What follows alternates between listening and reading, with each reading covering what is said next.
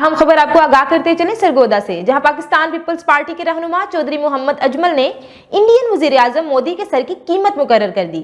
मजीद जानते हैं anchor person Syed Anwar से।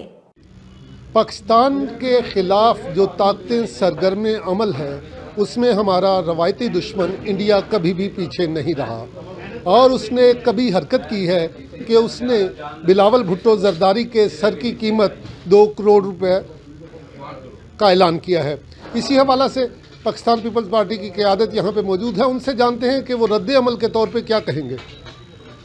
हम आज गुजरात के कसाई मोदी को ये पैगाम दे देना चाहते हैं कि वो ये मत समझे कि बिलावल भुट्टो जरदारी कोई लावारिस है। हम वारिस हैं पाकिस्तान पीपल्स पार्टी के।